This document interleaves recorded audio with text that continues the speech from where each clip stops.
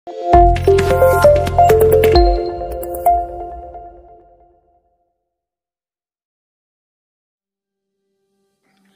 friends, welcome to the channel.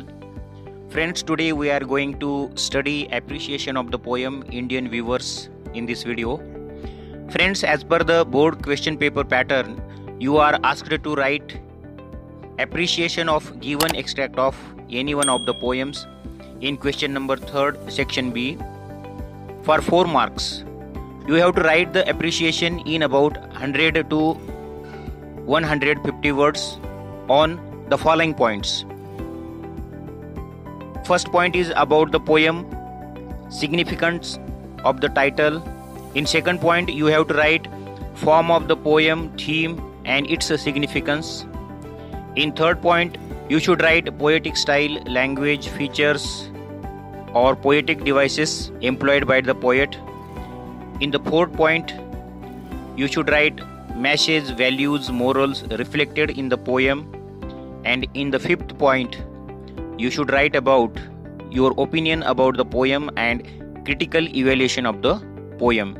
In this way, you have to write 100 to 150 words on appreciation of the poem. मित्रांनो, यावर्षी बदललेल्या अभ्यासक्रमानुसार तुम्हाला poetry section मध्ये प्रश्न क्रमांक 3 बी हा रसास्वाद म्हणजे ज्याला आपण ॲप्रिशिएशन म्हणतो, तर त्यासाठी विचारला जातो आणि दिलेल्या कवितेच्या घटकावर किंवा दिलेल्या कवितेच्या भागावर तुम्हाला 4 मार्कांसाठी हा प्रश्न परीक्षेमध्ये विचारला जाणार आहे. त्या प्रश्नाचं उत्तर तुम्हाला 100 ते 150 शब्दामध्ये या खालील मुद्द्यावर लिहायचं आहे. पहिल्या मुद्द्यामध्ये तुम्हाला त्या कवितेच्या शीर्षकाबद्दल लिहायचे, त्या शीर्षकाचं महत्त्व लिहायचे.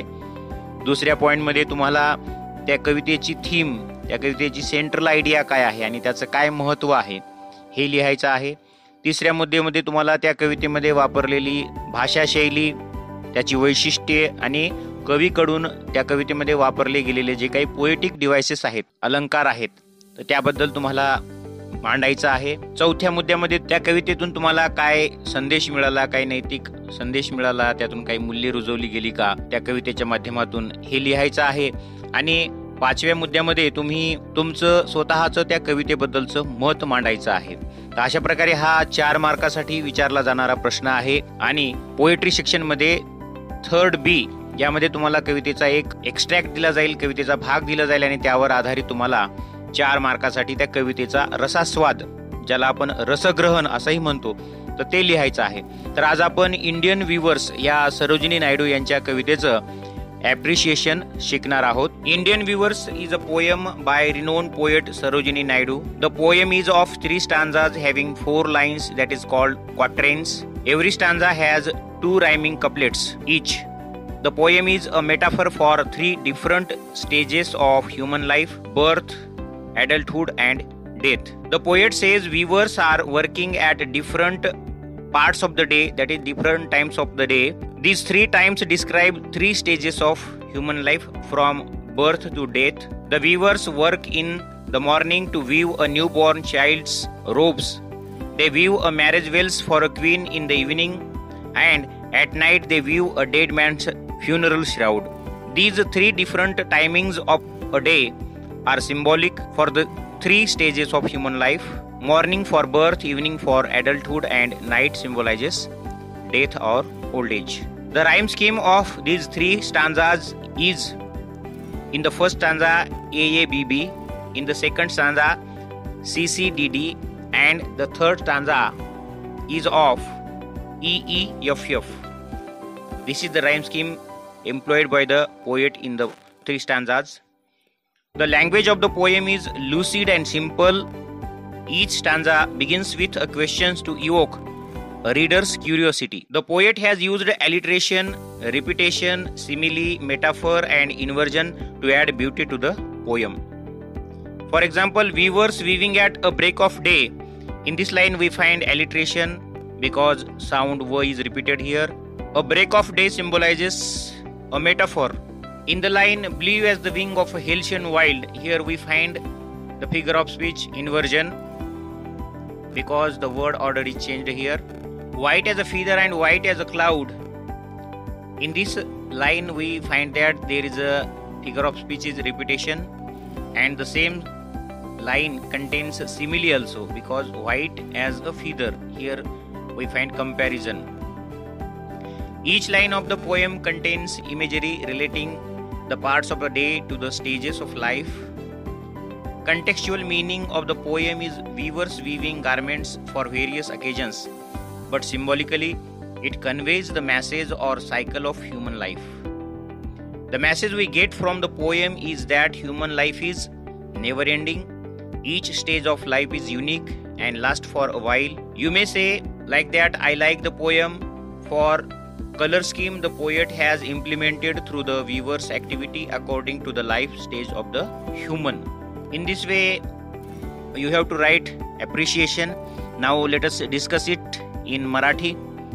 मित्र हो, या रसास्वाद भागामध्ये तुम्हाला त्या कवितेवर दिलेले जे मुद्दे आहेत त्या मुद्द्याच्या आधारावर तुम्हाला त्या कवितेचं रसग्रहण लिहायचं असतं. तर या आजची जी आपण कविता शिकली त्या कवितेचं रसग्रहण थोडक्यात आपण मराठीमध्ये असं सांगू शकाल की इंडियन व्ह्यूवर्स ही सरोजिनी नायडू यांची कविता आहे. त्या कवितेमध्ये एकूण 3 कडवे आहेत आणि प्रत्येक कडवं हे 4 ओळीचं आहे, ज्याला क्वाट्रेन्स असं म्हणतात. प्रत्येक स्टांजाला 2 ओळी ह्या रायमिंग असलेल्या आहेत. रायमिंग म्हणजे यमक जुळणाऱ्या ओळी आहे. किंवा ही कविता ही मानवी आयुष्याचे जे वेगवेगळे टप्पे आहेत, 3 टप्पे, त्या 3 टप्प्याचं रूपक अलंकार असं म्हणता येईल आपल्याला की ते 3 टप्पे जन्म, तारुण्य आणि मृत्यू या 3 टप्प्याचं मेटाफर ही कविता आहे. या कवितेत जे विणकर आहेत तर ते 3 वेगवेगळ्या वेळेला विणकाम करत आहेत, दिवसातील 3 वेगवेगळ्या भागाला, आणि हे 3 भाग म्हणजे मानवी आयुष्याचे 3 टप्पे आहेत. विणकर सकाळी पहाटे एका नवजात बालकासाठी कपडे विणत आहेत. सायंकाळच्या वेळी ते एका राणीसाठी लग्नाचं वस्त्र विणत आहेत आणि रात्रीच्या वेळी ते एका मृत व्यक्तीसाठी कफन, ज्याला फ्युनरल शाऊट म्हणतात, तर ते विणत आहेत. ह्या सर्व कृती ह्या दिवसातील 3 वेगवेगळ्या वेळी केल्या जात आहेत आणि ज्यातून आपल्याला मानवाच्या 3 अवस्था, मानवी आयुष्याच्या 3 अवस्था दर्शविल्या आहेत. या कवितेमध्ये जी राईम स्कीम वापरलेली आहे, यमक योजना, तर ती पहिल्या कडव्यामध्ये AABB अशी आहे, दुसऱ्यामध्ये CCDD आहे आणि तिसऱ्यामध्ये EEFF अशी आहे. या कवितेतील जी भाषा आहे तर ती एकदम वाचनीय आणि सोपी अशी भाषा आहे. प्रत्येक कडव्याची सुरुवात ही एका प्रश्नाने होते आणि तो प्रश्न वाचकाच्या मनामध्ये उत्सुकता निर्माण करतो की यानंतर पुढे काय आहे. कवितेत कवीने alliteration, repetition, simile, metaphor, inversion यासारख्या अलंकाराचा उपयोग केलेला आहे. Weavers winging at a break of day या ओळीमध्ये ॲलिट्रेशन हा अलंकार आहे, कारण त्या ठिकाणी व साऊंड हा रिपीट झालेला आहे. अ ब्रेक ऑफ डे या ओळीमध्ये रूपक मेटाफर हा अलंकार आहे, कारण ब्रेक ऑफ डे म्हणजेच पहाट आणि मानवी आयुष्याची सुरुवात, इन्फंट चाइल्ड, तर यामध्ये रूपक अलंकार दिसून येतो. तसेच blue as a wing of halcyon wild यामध्ये इन्व्हर्जन हा अलंकार आहे, कारण यामध्ये शब्दांचा क्रम कवीने बदललेला आहे. तो असा असायला पाहिजे होता, blue as the wing of a wild halcyon असा असायला पाहिजे होता, परंतु तो तसा नाही. त्यासोबतच white as a feather and white as a cloud यामध्ये रिपिटेशन हा अलंकार आहे, पुनरावृत्ती आहे. त्याच ओळीमध्ये सिमिली सुद्धा आहे, कारण white as feather and white as cloud दोन्हीमध्ये डायरेक्ट किंवा प्रत्यक्ष तुलना केलेली आहे. या कवितेमधल्या प्रत्येक ओळीमध्ये इमेजरी आहे, कारण या 3 स्टांजामध्ये ज्या वेगवेगळ्या दिवसाचे वेळा आहेत तर त्या वेळा मानवाच्या आयुष्याच्या अवस्था, 3 वेगवेगळ्या अवस्था दर्शवितात. या कवितेचा वरवरचा अर्थ जरी असला की विणकर हे वेगवेगळ्या उत्सव प्रसंगी, कार्यक्रम प्रसंगी वस्त्र विणत आहेत, परंतु या कवितेतून आपल्याला मानवी आयुष्याचं चक्र दर्शविलेलं आहे. या कवितेतून आपल्याला असा संदेश मिळतो की मानवी आयुष्य हे सतत चालणारं आहे आणि प्रत्येक मानवाची जी आयुष्याची अवस्था आहे तर ती युनिक आहे, एकमेव आहे आणि ती काही काळासाठीच असते, त्यानंतर आपलं आयुष्य सुरूच राहणार असतं. यातून तुम्ही असंही म्हणू शकता की तुम्हाला का ही कविता आवडली, तर ही कविता मला यासाठी आवडली की याच्यामध्ये जी काही रंगयोजना कवीने वापरलेली आहे त्या विणकरांच्या कृतीसाठी, तर ती रंगयोजना मानवी आयुष्याचे वेगवेगळे टप्पे दर्शविते. तर अशा प्रकारे या कवितेचं रसग्रहण किंवा रसास्वाद आपणास करायचा आहे आणि त्यानुसार तुम्ही हा प्रश्न सोडवायचा आहे. त्यातून तुम्हाला या वेगवेगळ्या मुद्द्याच्या आधारावर जर तुम्ही त्या कवितेचा रसास्वाद लिहिला तर 4 पैकी 4 मार्क मिळू शकतात. या ठिकाणी आता थांबूया, पुन्हा भेटूया एका नवीन विषयासह नवीन व्हिडिओमध्ये. तोपर्यंत नमस्कार.